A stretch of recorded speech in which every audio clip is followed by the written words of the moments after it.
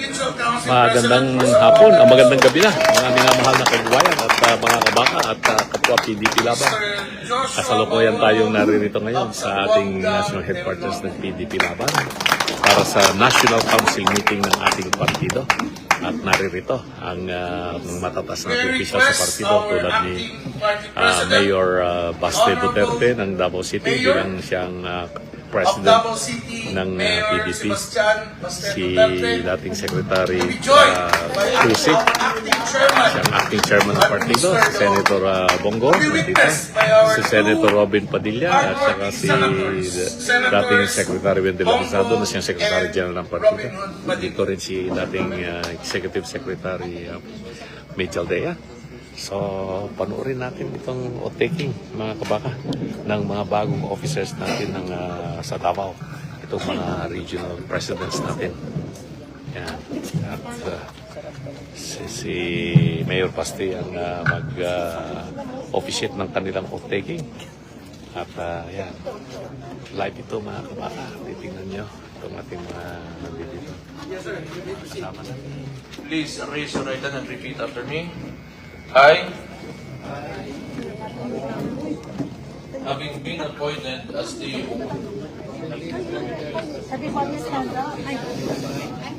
of the Partido Democrático Filipino,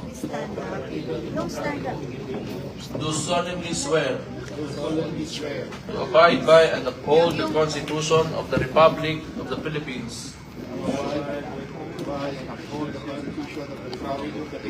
and of the party, to keep faith in and put into practice the 5 basic principles of PDP,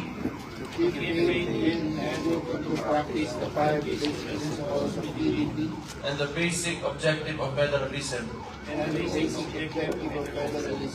to perform my duties to the best of my abilities and capabilities, without fear or favor, with the aim in view of furthering the objectives of the party, and advancing the interest of the community to which it is dedicated, and to conduct myself in a manner befitting a good and true PDP, so as to bring honor and prestige to the party. And that I take this pledge without mental reservation or purpose of evasion. So help me God. Yan, yung mga bagong officers ng PDP sa mga regions. Kinakamayan sila ni Mayor Baste. Yan, saka ni Senator Bongo, si Senator Robin Padilla, si at Let's have a photo up with the good mayor after Yeah. the shaking of hands. ayan.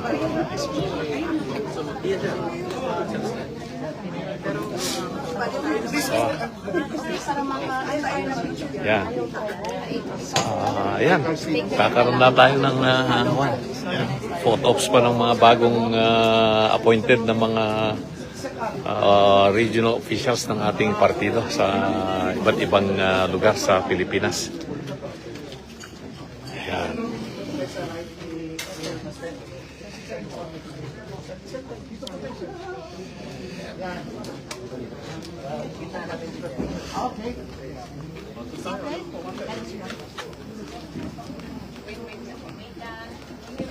Ayusin natin, ayusin natin.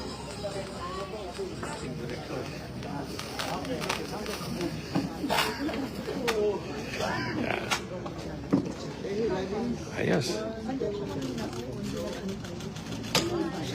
So after the photo ops, Mayor Baste will pin the PDP pin. Thank you.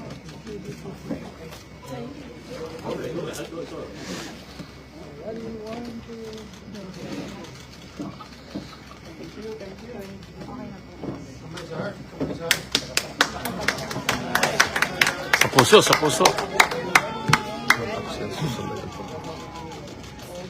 O O, sama, puso.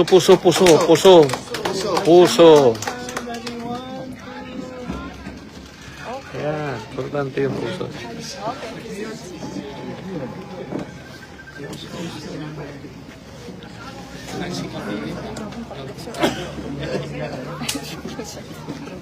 Ayan, kinakapit yung PDP Laban Pin sa mga bagong appointed ng mga opisyal ng partido sa iba't ibang region ng bansa.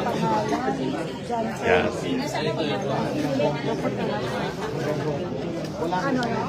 Ayan, at mamaya mapapakinggan natin yung magiging mensahe ni Mayor Baste bilang siya yung ating presidente ng partido ng PDP Laban. Ito yung National Council meeting ng PDP ngayong taon na ito, 2026. Pagkatapos ng mga 3 buwan ay magkakaroon tayo ng National Assembly meeting naman kung saan yung mga ibang mga opisyal ng partido ay magkakaroon tayo ng mas malaking kaganapang meeting at malalaman natin kung saan naman gaganapin. So ito. Yung mga magagandang girls ng PDP, yan si Yusik Astranaik, si dating Commissioner Penny Belmonte, kaya si dating Commissioner Marjorie, mga magagandang mga girls yan. Masisipag yan ng mga member ng National Executive Committee ng partido. Yan. So ito, mga minamahal na kababayan, kaya tayo ay nauwi na sa Pilipinas. Kahapon ay nasa ibang bansa tayo. At hinabol natin itong mahalagang pagtitipon na ito. Itong ating partido sa PDP Laban. At sana ay magiging maayos ang bansa natin sa mga susunod na taon. Medyo hirap na yung bansa natin. Gawa na rin ng mga samot-saring mga kontrobersiyang dinaranas ng kasalukuyang pamahalaan.